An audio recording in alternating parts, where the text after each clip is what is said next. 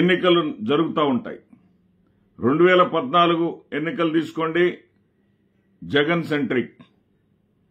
2019 ఎన్నికలు తీసుకోండి, జగనే సెంట్రిక్.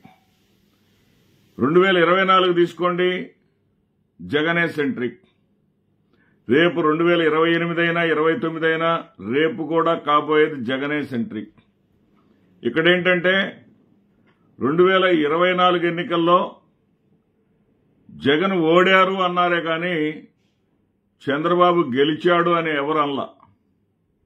ఎందుకంటే గెలుస్తాడనుకున్నటువంటి జగన్మోహన్ రెడ్డి ఓడిపోవడమే భారతదేశంలో కూడా ఆశ్చర్యకరమైనటువంటి వార్త అయిపోయింది. చంద్రబాబు గెలుపు పెద్ద వార్త ఏం కాలేదు. ఎందుకంటే అది చంద్రబాబు గెలుపే కాదు. చంద్రబాబు గెలిచింది కాదు. ప్రజలకు ముఖ్యం, లేదా దేశానికి ముఖ్యం, రాష్ట్రానికి ముఖ్యం. ఏది ముఖ్యం అంటే జగన్ ఓడాడు. ఎందుకు ఓడాడు? జగన్మోహన్ రెడ్డి చేసినటువంటి ఇన్ని సంక్షేమ కార్యక్రమాలు, ఇన్ని ప్రజలకు, పేద ప్రజలకు ఇంత అండగా నిలిచి కూడా అతను ఓడిపోవటం ఏంటనే దాని మీదే చర్చ జరిగింది. ఈ రోజున అదే రకమైనటువంటి చర్చ కొనసాగుతూ ఉండటానికి కారణం, కూటమి ప్రభుత్వం అధికారంలోకి వచ్చి దాదాపుగా 10 నెలలు అయినా కానీ జగన్మోహన్ రెడ్డి సెంట్రిక్ గా, జగన్మోహన్ రెడ్డి పైనే రాజకీయాలు చేయటం, ఏది సాంస్కృతిక కార్యక్రమాల్లో సైతం జగన్మోహన్ రెడ్డిని ఆడిపోసుకోవటం, జగన్మోహన్ రెడ్డిని కేంద్ర బిందువుగా చేసి జగన్నామ స్మరణ చేయటం మనం చూస్తా ఉంటే జగన్మోహన్ రెడ్డి సెంట్రిక్ గానే రాబోయే ఎన్నికలు కూడా జరగబోతున్నాయని చెప్పి చాలా స్పష్టంగా మనకు అర్థమవుతుంది. ఇక్కడ కొంతమంది వైఎస్ఆర్సీపీ కార్యకర్తలు, నేతలు జగన్ని జగనే ఓడించుకున్నాడు, జగన్ ఎవరు ఓడించలేరు, జగన్ని నమ్ముకొని మా భవిష్యత్ అంతా నాశనమైంది అని కొంతమంది కుహనా నాయకులు ఎవరిష్టం వచ్చినట్టు వాళ్ళు పేలుతా ఉన్నారు. వాళ్ళందరికీ నేను సమాధానం ఒకటే చెప్పదలుచుకున్నా. కార్యకర్తలను జగన్మోహన్ రెడ్డి పట్టించుకోలేదు అంటా ఉన్నారు. అరే 2,66,000 మంది ఏదైతే ఈ వాలంటీర్స్ పెట్టారో 2,66,000 మందిని జగన్మోహన్ రెడ్డి గారు నిర్ణయించారా? విపక్షాలు చెప్పలేదా? మొత్తం టోటల్ గా వైసీపీ కార్యకర్తలే అన్నారు కదా. సరే, ఒక 10% తీసేసిన 90% అయినా వైసీపీ కార్యకర్తలే కదా.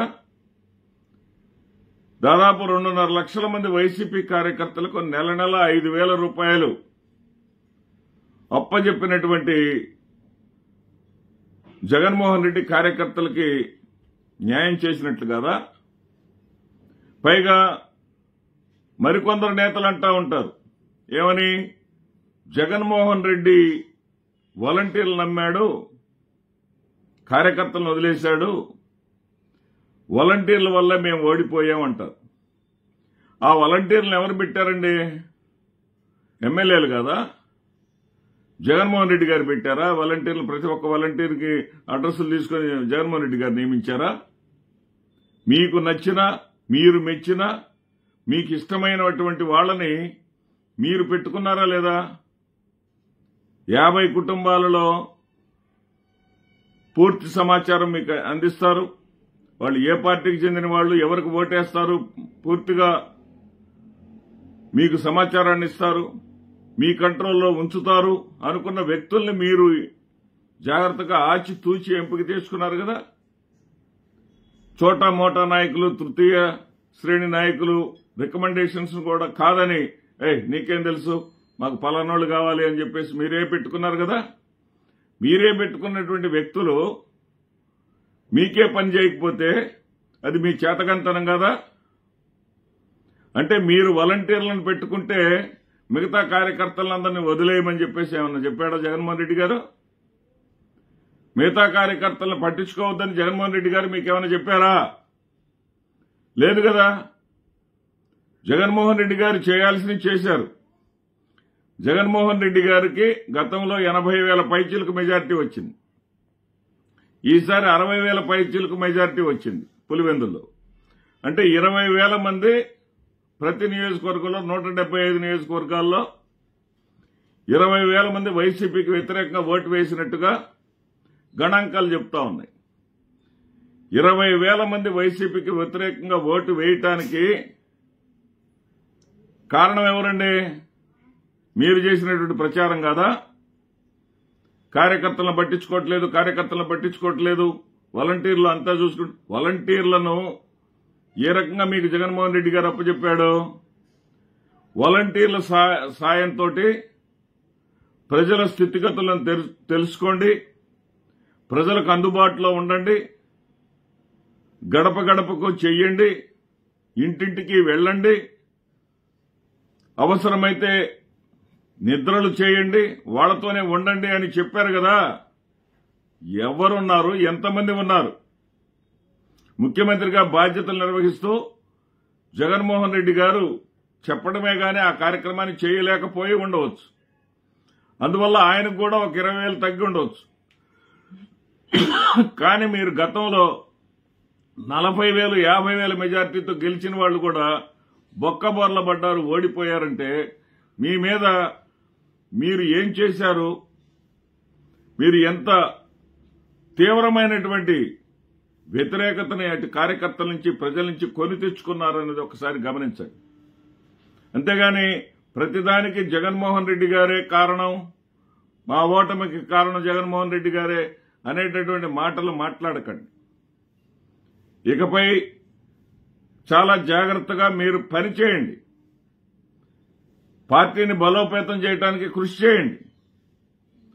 అంతేగాని మంచి అయితేనేమో మీ వంతు, చెడు అయితేనేమో జగన్మోహన్ రెడ్డి గారికి నెట్టేయటం అనేది ప్రతిపక్షాలకు అలవాటుగా మారింది. మంచి ఏదైనా సరే వాళ్ళు తీసుకుంటారు, చెడు ఏం జరిగినా సరే జగన్మోహన్ రెడ్డి గారి మీద నెట్టేస్తూ ఉంటారు. అలాంటి పద్ధతికి స్వస్తి పలకండి. జగన్మోహన్ రెడ్డి గారు చెప్పింది చేయండి. ఖచ్చితంగా ప్రజలు మీ వెంటే ఉంటారన్న సత్యం మీకే అర్థమవుతుంది. నమస్తే. ఆంధ్రప్రదేశ్ రాష్ట్రంలో జగన్ కేంద్రంగానే ఎన్నికలు జరుగుతూ ఉంటాయి. 2014 ఎన్నికలు తీసుకోండి, జగన్ సెంట్రిక్. 2019 ఎన్నికలు తీసుకోండి, జగనే సెంట్రిక్. 2024 తీసుకోండి, జగనే సెంట్రిక్. రేపు 2028 అయినా 29 అయినా రేపు కూడా కాబోయేది జగనే సెంట్రిక్. ఇక్కడేంటంటే 2024 ఎన్నికల్లో జగన్ ఓడారు అన్నారే కానీ చంద్రబాబు గెలిచాడు అని ఎవరు అనలా.